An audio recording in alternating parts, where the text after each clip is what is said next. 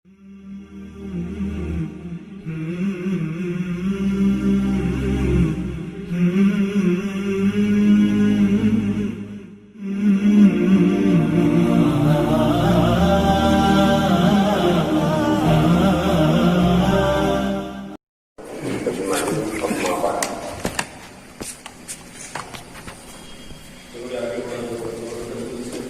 کی یہ نشست اور مجلس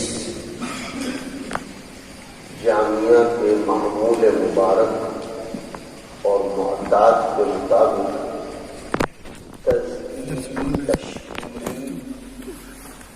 اور اصلاحی نشست منعقد ہوا کرتی ہے ہر جمعہ کو عشاء کے بعد، تاکہ طلباء کو مجموعی طور پر کچھ باتوں کی طرف متوجہ کیا جائے۔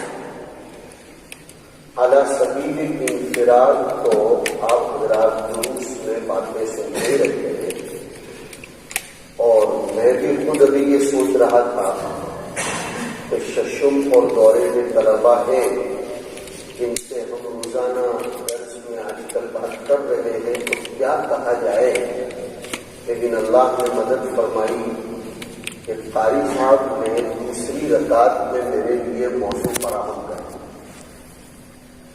فذکر انما انت مذکر۔ بڑے طلباء ہیں، اس لیے تھوڑا سا علمی انداز بھی اختیار کروں گا، اللہ کرے کہ آپ سمجھیں۔ یہ جو سورہ غاشیہ کی آخری آیتیں ہیں، خوب توجہ سے سنیں۔ اس میں اللہ رب العزت داعی کی صفات بیان فرماتے ہیں۔ بہت کم لوگوں کی اس کی طرف توجہ ہوتی ہے، اس لیے کہ آپ حضرات شروع سالوں میں حروف معانی پڑھ کر آئے ہو۔ فا متعدد معانی کے لیے آتا ہے، جس میں سے ایک معنی ہے ما سبق کی باتوں پر کسی مضمون اور گفتگو کو مرتب کر کے کوئی بات کہنا۔ تو فذکر فرمایا ہے، وذکر نہیں فرمایا۔ اگر وذکر ہوتا تو ہم سمجھتے کہ ما قبل کی آیات سے اس کو کوئی ربط نہیں ہے، مغایرت ہے، اس لیے کہ واو عام طور پر مغایرت پر دلالت کرتا ہے، کبھی کوئی معنی اور بھی ہو سکتا ہے، لیکن فعل آنے سے اشارہ کر دیا کہ ما سبق کا کلام اسی پر ذکر انما انت مذکر مرتب ہو رہا ہے۔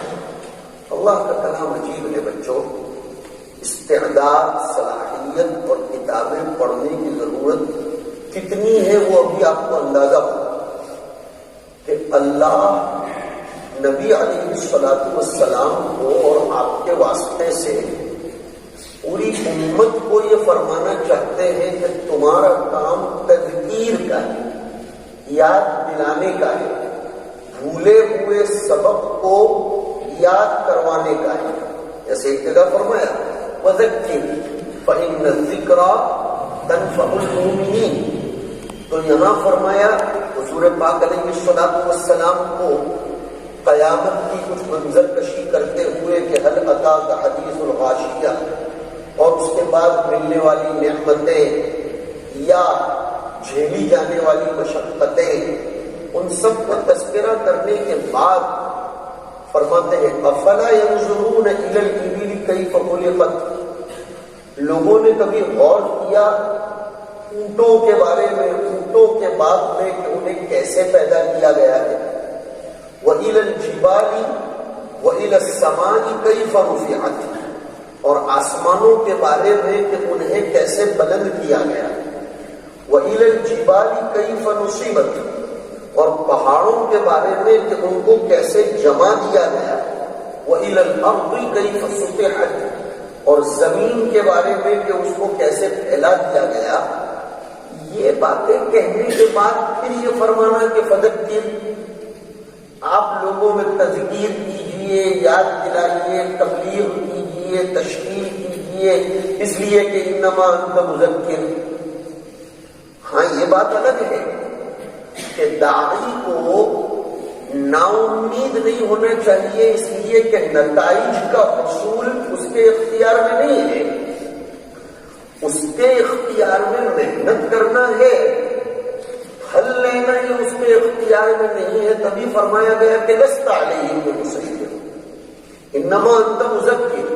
ہم کتنے بھی گشت کریں، کتنی دعوت دیں، کتنی محنت کریں، استاد سبق میں کتنا بھی سمجھائے، آپ اپنے حلقہ متوسلین میں کتنی ہی باتیں کریں، وہ نہ مانتا ہو تو آپ کو اپنا کام اٹکانے کی ضرورت نہیں ہے، اس لیے کہ لست علیہم بمسیطر۔ یہ زبردست بات ہے کہ انما انت مذکر لست علیہم بمسیطر، کہ آپ کو ان پر تھوپنے کے لیے نہیں بھیجا گیا ہے، آپ کا کام یاد دلا دینا ہے، وہ یاد کر لے، رکھ لے، عمل کر لے تو اس کا معاملہ ہے، لیکن آپ کو شکستہ خاطر، آزردہ دل ہونے کی ضرورت نہیں ہے کہ میں اتنی محنت کر رہا ہوں لوگ مانتے ہی نہیں ہیں، اس لیے کہ انک لا تہدی من احببت ولکن اللہ یہدی من یشاء۔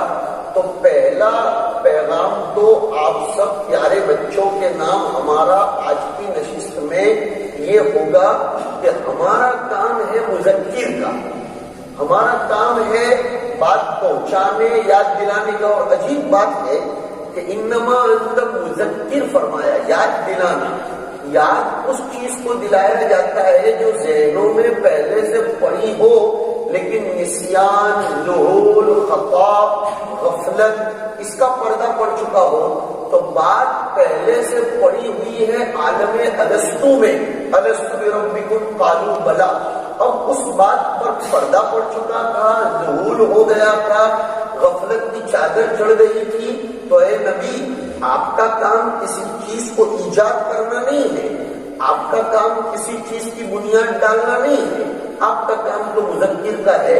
بہرحال اصل بات تو مجھے وہ سمجھانی ہے کہ یہ تذکیر کے لیے، تبلیغ کے لیے، نصیحت کے لیے اونٹوں کا، پہاڑ کا، زمین کا اور آسمان کا تذکرہ کرنے کا کیا مطلب؟ اور وہ بھی ان صفات کے ساتھ کہ کیف خلقت، کیف رفعت، کیف نصبت اور کیف سطحت۔ علماء نے کمال کیا ہے، فرمایا یہ چاروں صفتیں مذکر میں ہونا ضروری ہے، تب جا کر اس کی تذکیر میں جان پڑے گی۔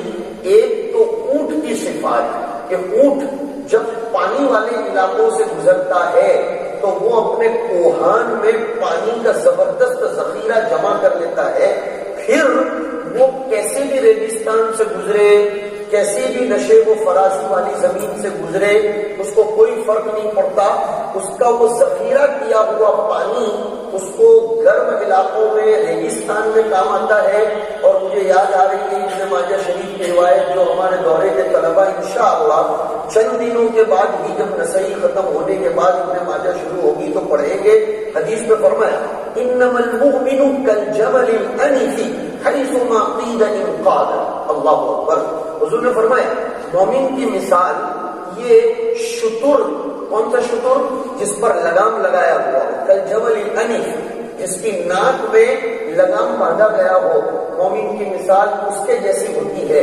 شتر بے مہار جیسی نہیں ہوتی کہ آج یہ کتاب پڑھ لی، کل وہ پڑھ لی، کل یہ دیکھ لی، کل ادھر منہ مار لیا، کل ادھر منہ مار لیا، آج اس کی یہ فکر ہے، کل اس کی فکر میں یہ تبدیلی ہو رہی ہے، آج یہ مضمون پڑھ رہا ہے تو کل یہ مضمون پڑھ رہا ہے۔ نہیں، شتر با مہار یہ اپنے مالک اور اپنے چرواہے اور اپنے کو لے کر چلنے والے کے تابع رہتا ہے۔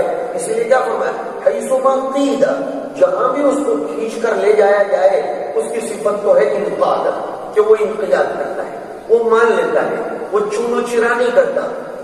اونٹوں کو آپ نے دیکھا ہوگا وہ ہائی وے پر بھی چلتے ہیں، ریگستان میں بھی چلتے ہیں، اور اتنا چلتے ہیں کہ وہ چل کر کبھی تھکتے نہیں، اور جب بیٹھ جاتے ہیں تو پھر جلدی اٹھتے بھی نہیں ہیں۔ اسی لیے کہتے ہیں کہ اللہ جانے اس معاملے میں اونٹ کس کروٹ بیٹھے گا، اردو میں یہ کہتے ہیں، اس لیے کہ مشکل معاملہ ہے۔ بہرحال اصل بات کیا ہے میں نے جو سمجھائی کہ اونٹ اپنے اندر ذخیرہ جمع کر لیتا ہے، بوقت ضرورت وہ اپنے ذخیرے کا استعمال کرتا ہے۔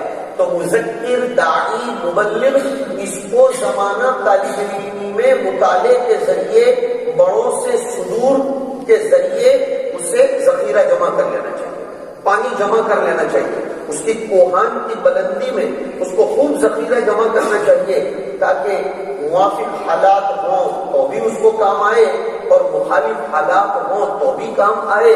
نخلستان میں چلنا ہو، ریگستان میں چلنا ہو یا گلستان و بوستان میں چلنا ہو تو بھی وہ آسانی سے چل سکے۔ پتہ یہ چلا آپ کے پاس ہندوستان میں کتنے فرقے ہیں، کون کون سے قسم کی چیزیں ہیں اور ان کے کیا کیا نظریات ہدامہ اور ان کے افکار باطلہ ہیں، وہ آپ کے پاس ہونا ضروری ہے تاکہ وہ پانی جب آپ کے کوہان میں جمع ہوگا، جیسی جیسی ضرورت پڑتی جائے گی آپ اس طرح رہنمائی کرتے چلے جائیں گے۔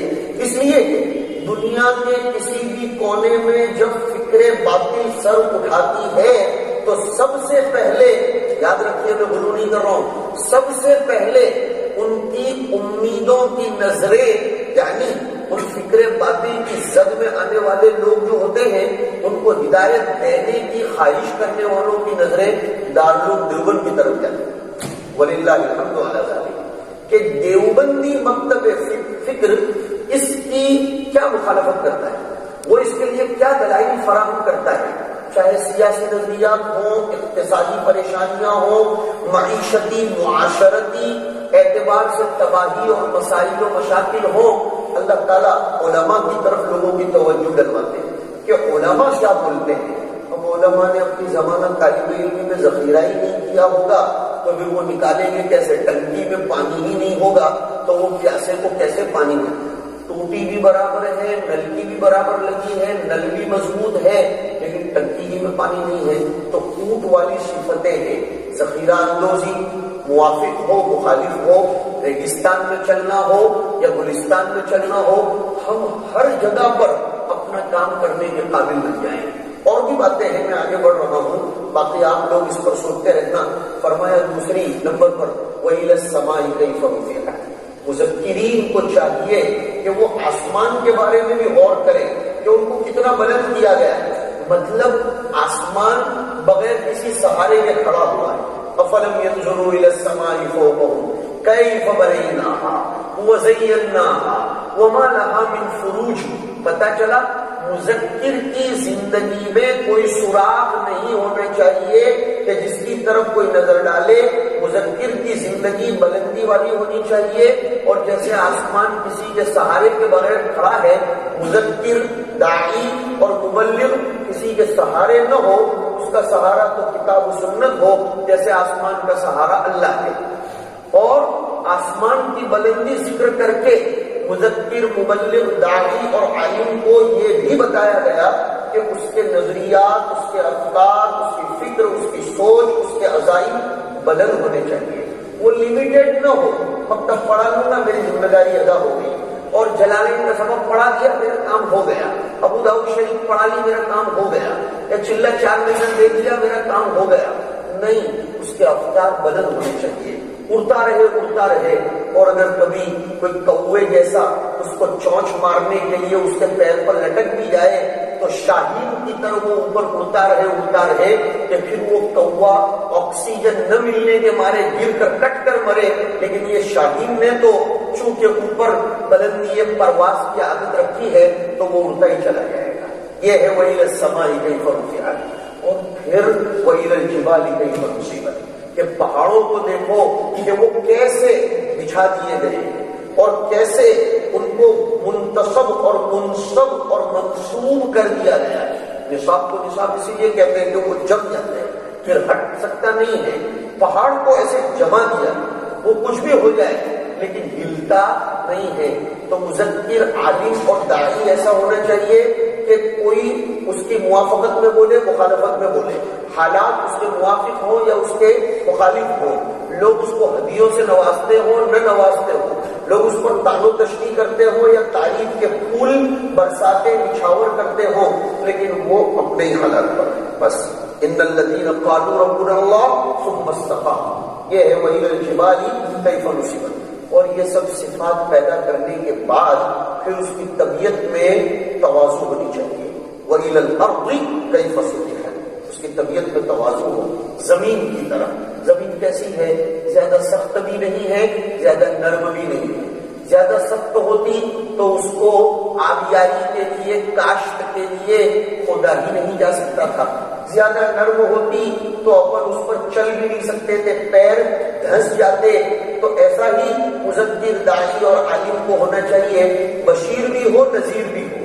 اور نذیر ہے، مخوف نہیں. طلبہ عزیز بڑے ہیں اس لیے یہ گفتگو کر رہا ہوں. تخویف کا معنی بھی ڈرانا، اور اردو محدود زبان ہے، آپ کو برا لگے تو معاف کیجیے. عربی زبان کا دائرہ بہت اوسع ہے، تو اردو میں تخویف کا معنی بھی ڈرانا، انذار کا معنی بھی ڈرانا، اللہ جانے کیا کیا ڈرانا.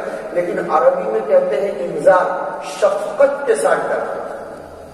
اور کسی نے تو بڑا زبردست فقہ اللغہ کے اعتبار سے کلام کیا کہ نذیر وہ ہے جو اپنے آپ کو قوم کے نظر کر دے، جو اپنے آپ کو قوم کے حوالے کر دے کہ میں تو نظر ہو گیا ہوں. میں صرف نظر نہیں کرتا بلکہ میں نے اپنے آپ کو آپ کے حوالے کر دیا، نظر کر دیا. حضور کی صفت اس لیے بشیرہ ہوا، نذیرہ تھی.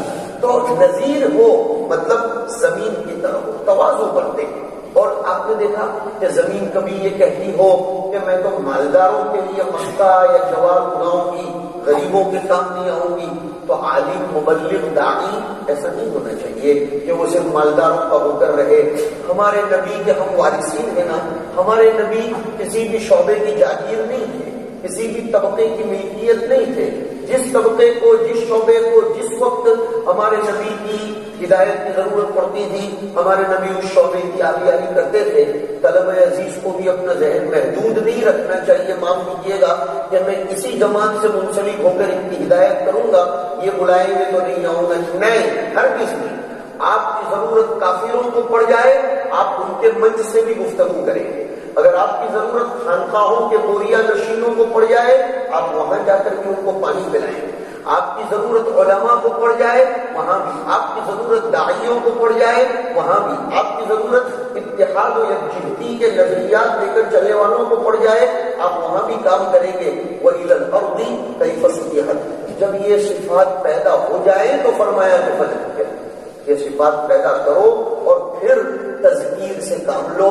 تو بس یہی مختصر سی گفتگو ہے. میری عادت نہیں ہے اس لیے کہ میں نفسیات کی بھی رعایت کرتا ہوں. میں بھی پڑھ کر آیا ہوں مدرسوں میں کہ جمعہ کا دن کیسی سستی کا دن ہوتا ہے، اور پھر ایسی سستی کے زمانے میں لمبی گفتگو کرنا یہ میں اپنے تئیں مناسب نہیں سمجھتا. میرا نظریہ ہے، ضروری نہیں ہے کہ ہر ایک اس سے اتفاق کرے.